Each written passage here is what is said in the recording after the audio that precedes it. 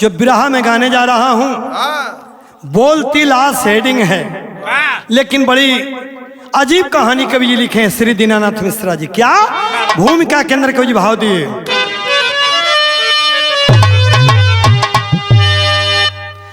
बक्ष वसुदा की दासी बढ़ा पाप जब, चक्षु के यस्क से भिगता मां कया चल, दुसह दुख स्वयंवर सशंकित हुआ, दुखित दिग्नता से घिरा मेघ बादल, शुष्क इंद्रिया सुर मुनि की हुई, ब्रह्मांड में ब्रह्मयासन हिला, कुकृतियों की चर्चा जलंधर जग में, सरीखे सुमन बाग में जब खिला।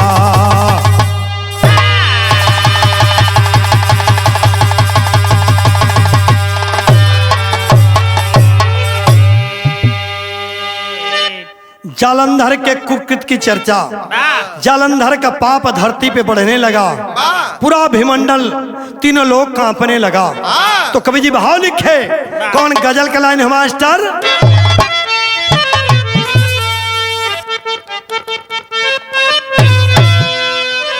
यही गीत हो। पंजाब के बोतल में अरे कासा मीर का पानी है,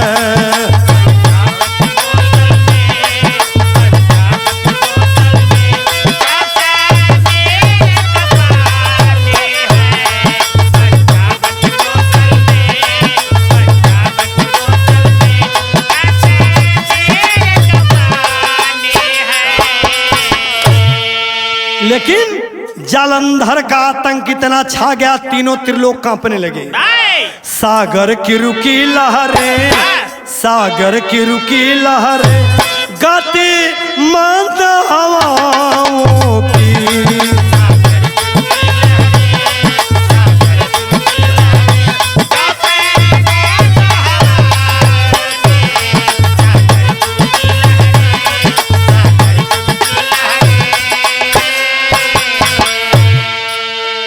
लेकिन विक्षिप्त हुई छाया, विक्षिप्त हुई छाया, अरे दिना कर के कलाओं की, विक्षिप्त हुई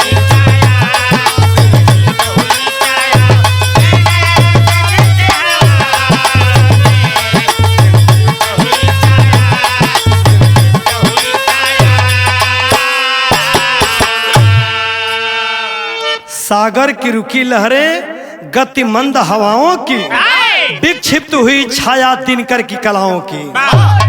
चाहे सूर्य की कला हो, हवा जिधर चाहता रुख मोड़ देता था। इतना जालंधर का आतंक बढ़ गया, देवता कांपने लगे, इंद्रासन पे चढ़ाई कर दिया। अब हुआ क्या मास्टर? नजब के अंदर कोई भाव लिखे,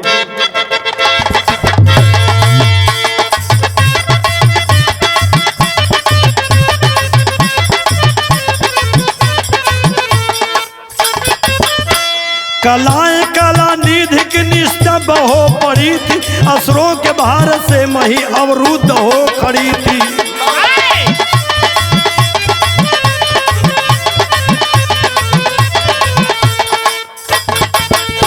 सुरनर मुनि गंधर्व यही सोच विचारे, विकल्प चल ढूंढने सुरपत के दुआरे।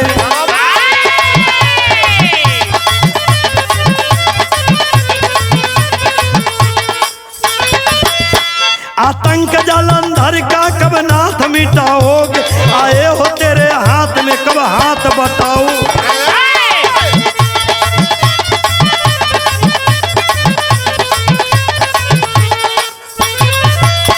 जिनाओ हम सभी का दुश्वार कर दिया, हर मोड़ पे वो जाल में अत्याचार कर दिया।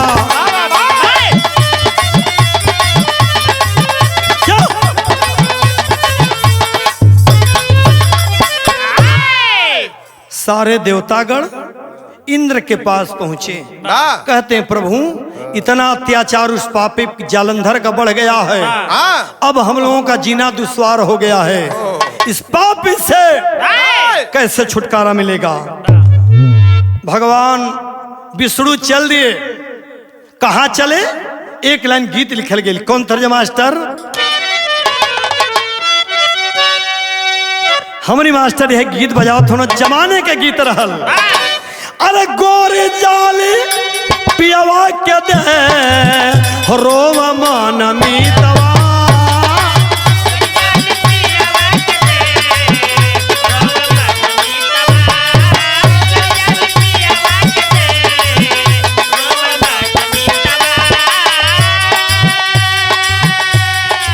लेकिन अरे देवतन के सुन के पुकार सोच इंद्र रैनिया, सोच इंद्र ज्ञानिया।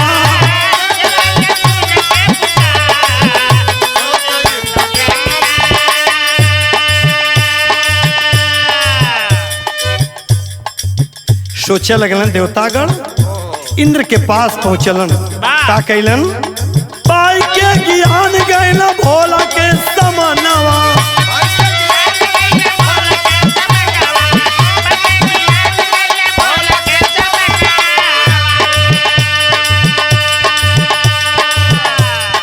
कह डाल दिलवा के अपने करनवा।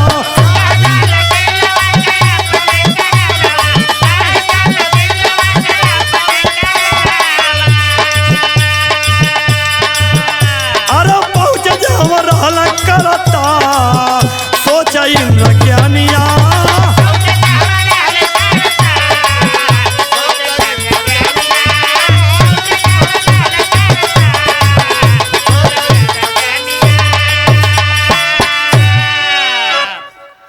सारे लोग जुट करके हिमालय पर्वत पे भोलेनाथ के शरण में गए।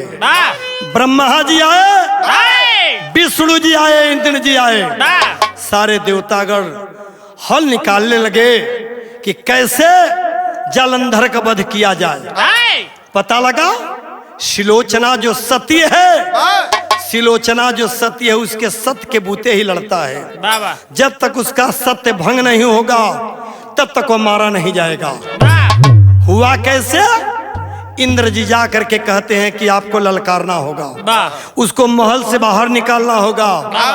और जब बाहर ललकारे लड़ाई के लिए और जालंधर इंद्र से लड़ाई करने के लिए बाहर निकला, विष्णु जी धोखा किए, जालंधर को रूम बनौला तो तरह जा गेल बाहर टेरी के बाद सोहाई ना सरद की चादनी, व्याकुल बिरह वेदना वसुंधरा बौराई। अरे भैया सुहाई ना शरद की चादनी, व्याकुल विरह वेदना वसुंधरा बौराई, क्रोधांगनी की ज्वाला भड़क उठी, अविनाशी हो गई ना तैयार, ख्वाब मिठाने चले असुर का जालंधर संग्रहण के मजार। गात पकड़ के असुर का विष्णु वृंदा संगरत किए अपार, घोर के अन्याय सती संग गया जालंधर रण में बार। ए भैया जालंधर के दुल्हन के नाम रहल वृंदा, वो वृंदा इतनी सती रहल, ओकरे सत्य के बूते ही जालंधर लड़त रहल। ओकर सत्य कैसे भंग हुई?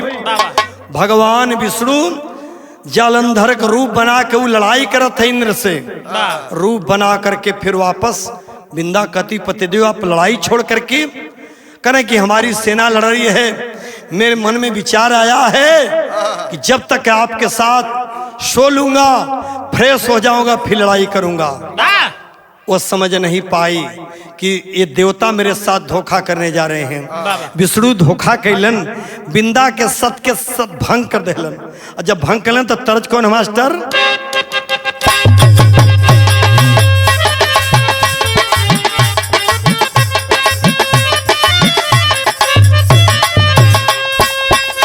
यही गीत हमारी मास्टर बजाओ थोन। गोरी तोरी मुस्की जा वनिया आरा बलिया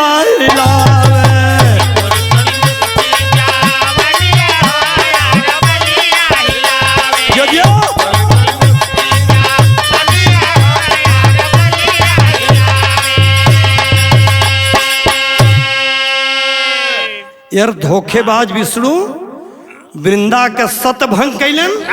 वह लड़ाई में का होता अरे गिर गई न सिर जबया ननवा हो रानी सोच अपने मनवा।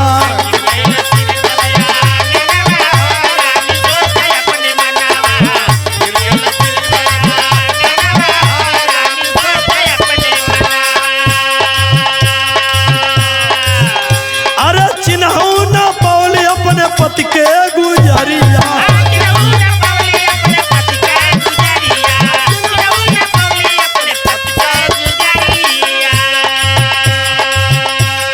सो गलू बिसड़ू संग तो ही सजरिया।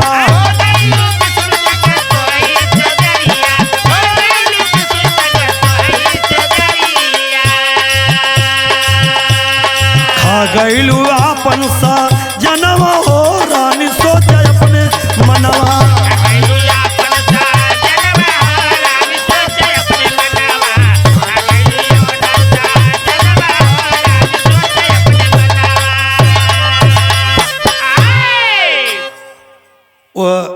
जालंधर का मूड़ी अंगना में गिरल, गिर कर आवाज देती, अरे वृंदा। वृंदा अपने पति की आवाज सुनती है, विष्णु की तरफ देखती है, दरवाजा खोल करके महल में दौड़ती है। सामने जालंधर का मूड़ी आंख से आंसू तरतर तर के, रेज वृंदा तू पहचान नहीं पाई? कलेश पतिदेव आप तो मेरे साथ है कौन? तब विष्णु जी अपने रूप में आ गए, हंसे लगलन। कलश की तू पहचान नहीं पिंदा, इतनी सती हो करके धोखेबाज को नहीं पहचानी? तेरे साथ तो छल किया वो विष्णु है, मैं रण में मारा गया। वही वृंदा साफ देती है कि विष्णु जाओ, अगर मेरे साथ धोखा किए आपके साथ धोखा मिलेगा। क्या मिलेगा दोहा में? श्राप सती विष्णु को देती,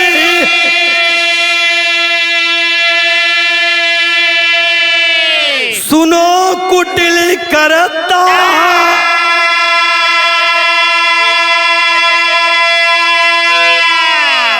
पत्थर हो जाए पापी, अरे लूटा धर्म हमार।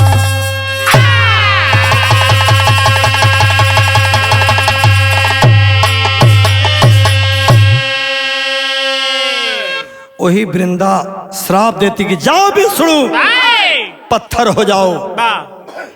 वही श्राप के नाते वो शालिग्राम पत्थर के रूप में भगवान विष्णु हुए। लेकिन कहते हैं कि वृंदा तुम्हें भी मेरे साथ आना होगा। तुलसी के रूप में करके वृंदा, तुलसी के पत्ती जब ले ना चढ़ तब ले कोनो पूजा पाठ पूरा ना होला। उ मुड़ल कटल मुड़ी बोलल जालंधर के सतयुग में। अब त्रेता युग में कौन घटना घटल? एक लाइन तर्जमा, कौन तर्जमा मास्टर?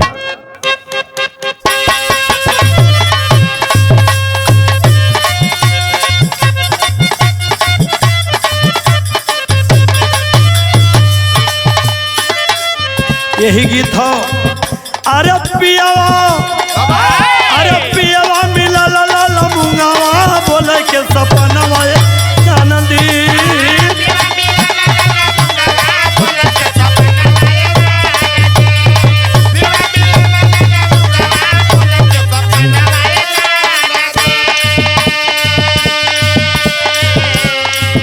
सतयुग में जालंधर का मूड़ी बोलल, त्रेता युग में रावण युद्ध चलत हो, वही बीच में लड़ाई कैसे होता? अरे बनवा, अरे बनवा में बरसल बनवा रण में जनवा गोरिया।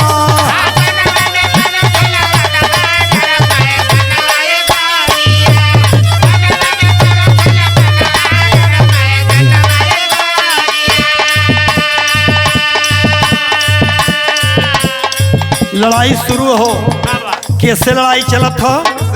लक्ष्मण और मेघनाथ का।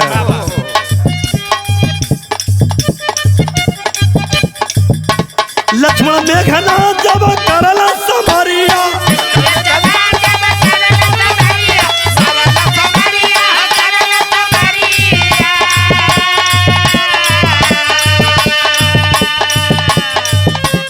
दिया लगाई लखड़ा वही घरिया।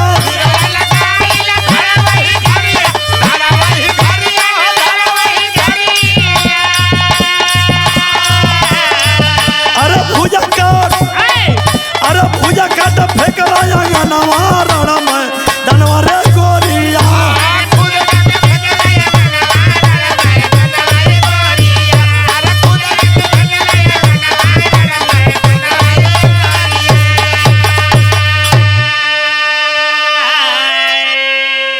वो लड़ाई में लक्ष्मण मेघनाथ का युद्ध हो रहा था। उस लड़ाई में ऐसा बाण चला, मेघनाथ का दहिना भुजा करके उड़ गई, जा करके सुलोचना के आंगन में गिरल। हाथ से तो पहचान नहीं हो पा रहा था। सुलोचना गनगन कांपने लगी। अब सगुन समझ करके जब कांपने लगी तो हाथ कुछ इशारा कर रहा है। सुलोचना एक खड़िया मिट्टी दूधी जो लिखे वाली हो थमहोले, तो वो हाथ का लिखत हो। कौन गीत मास्टर?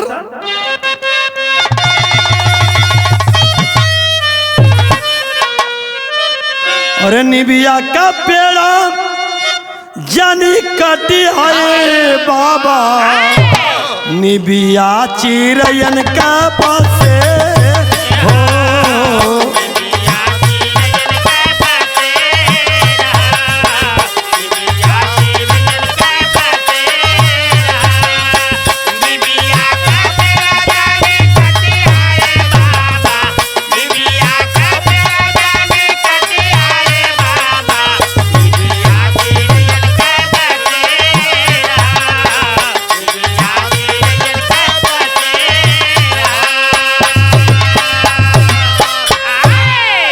सती सुलोचना अब सगुन देखती है। हाथ गिरल हंगना में का देखलस? भुजवा देखा था सुना, अरे भइल सुलोचना असगुन जाना ला बारी यार हो।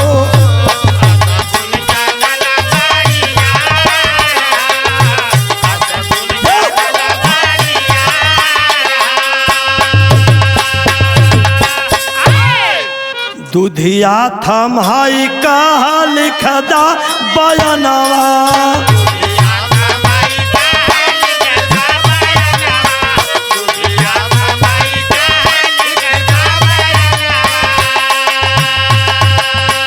लिखे लागल हथवा त ओही रे आंगनवा।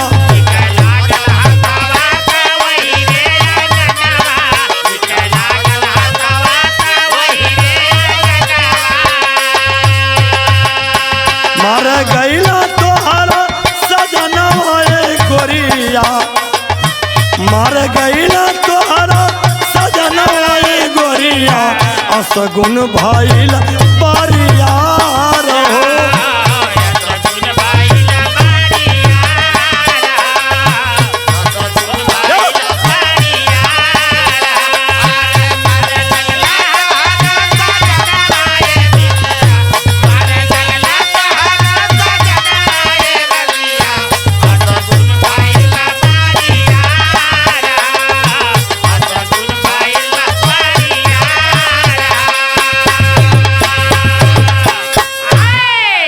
मैं मेघनाथ हूँ, मैं मारा जा चुका हूँ।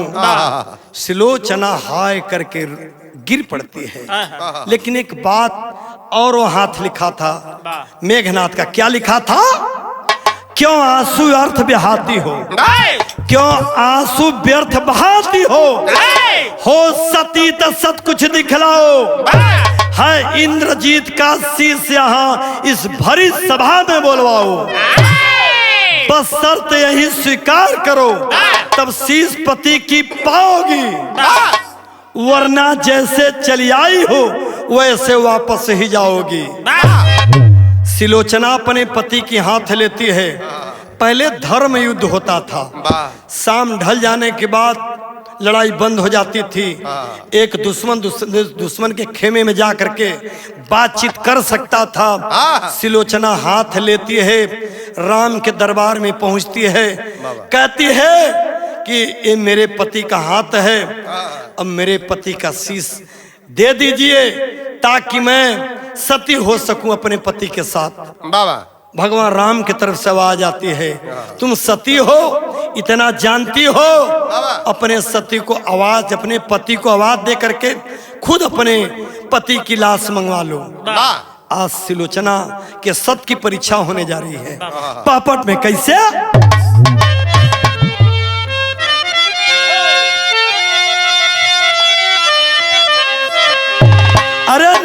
गगन में लगी बिरह का ज्वाला रानी रोतबा। अमी सिंधु बन गया गरल का प्याला रानी रोतबा।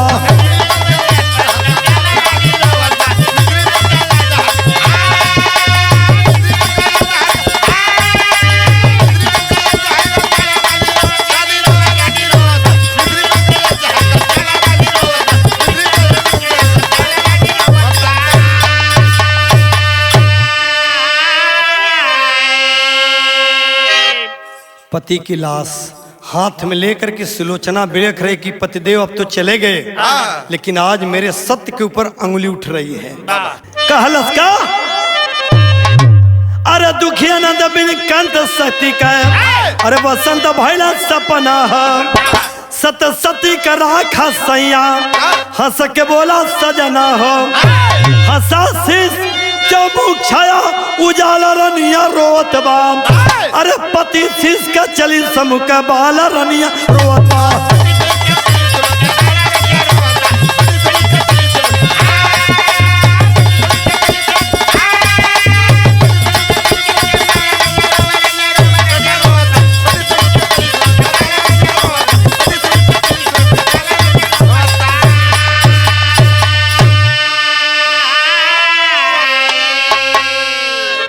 मूड़ी आवाज देती है कि प्रिय रोमत, मैं यहाँ हूँ। लाश सुलोचना पाती अपने पति की लाश लेकर के सती हो जाती है। वह बाबूजी त्रेता युग में मूड़ी बोलल मेघनाथ का, लेकिन द्वापर युग में केकर मूड़ी बोलल? आल्हा के अंदर कवि जी भाव लिखलन,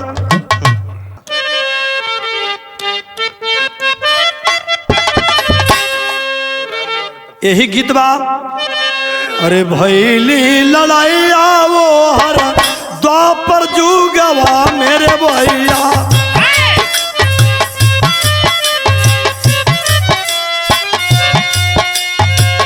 विजय भैल राणावा में कुंती का दुला।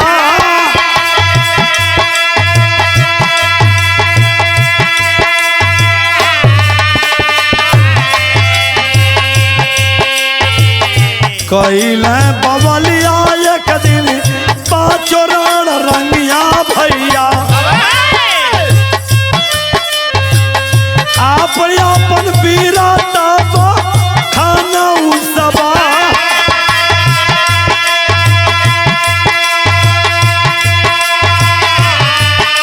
नकुल सहदेव अपन अपन बखानत हुअन। युधिष्ठिर कहला कि हमारे चाल के ऊपर सब कुछ भैल, हमारे धर्म के ऊपर लड़ाई भई।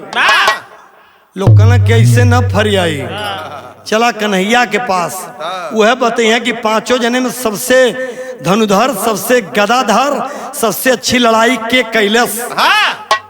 ए भैया यही सुन के भगवान कन्हैया के लोग पास पहुंचलन। कहले हम ना बता पाई। कहना तब कहना एक ठे चला बर्बरिक मुड़ी अब ई लड़ाई देखले हो, वह कटल मुड़ी बताई। कहना मुगल कटल बताई, तू ना बताओ तू। कहला कि वहीं चल चला। बर्बरिक के पास पहुंचलन।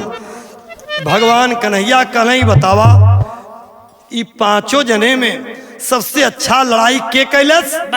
तब बर्बरिक हंस के एक ठे बात बतौलिस। का बतौलिस? खड़ी में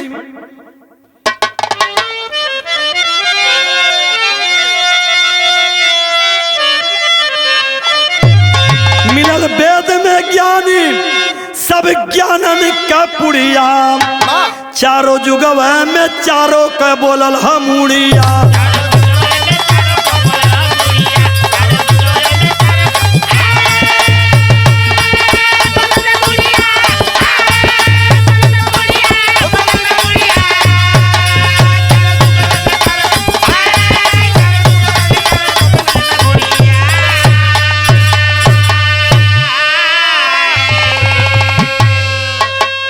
मिलल वेद में ज्ञानी हर ज्ञानन का पुड़िया, चारों जुगवा में चारों का बोलल हमुड़िया।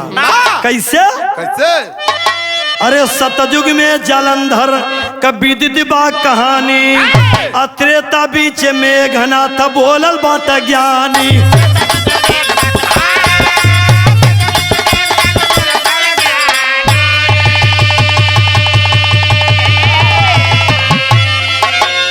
द्वापर युग में बर्बरिक बन बोला पुड़िया, बोलल हमूड़िया।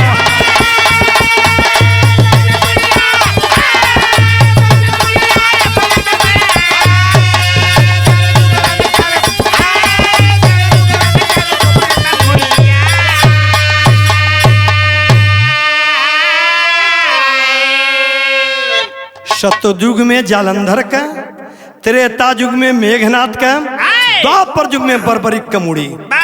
बर्बरिक बतौलेस कि हम तो यह देखली चारों जने ना, जौन भी लड़ाई हो तल वहां भगवान कन्हैया के हर रूप में देखली, चाहे मारत काटत चाहे जौन चारों तरफ नहीं कहस त सच छाया देखली। वहीं पे पांचों भाई शर्मिंदा होकर के भगवान के घोड़े पे गिर गई। लेकिन कलयुग में ककर मुड़ी बोलन मास्टर, अरे कलयुग में कमाल कमूड़ी बोलल बात हंस के, रमन गुरु बिहारे गए स्वर्गवा में बस के।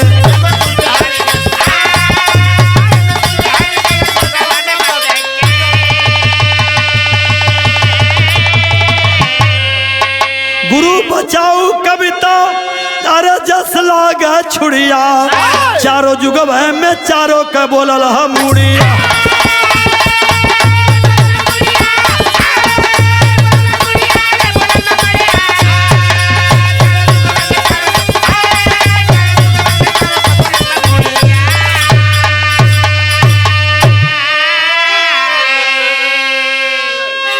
कबीरदास की परीक्षा लेने के लिए स्वयं भगवान को आना पड़ा है।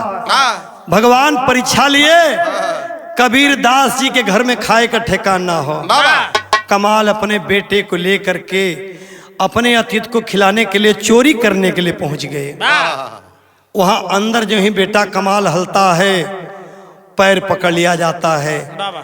आज अपनी इज्जत बचाने के लिए कमाल की मूड़ी काट करके कबीरा लेकर चले आते हैं, मूड़ी रख देते हैं, खाना बन गया। वहीं पे भगवान परीक्षा लिए कमाल की मूड़ी इसी बनारस में कबीरदास की बेटे कमाल की मूड़ी बोली है। तो कहना कि चारों युग में चार मूड़ी बोलल है। अंतिम लाइन कैसे, तो कबीरा पुत्र कमाल की मूड़ी कलयुग के दरमियान बोलल सत ग्रंथ में पैबा पढ़बा जब श्रीमान।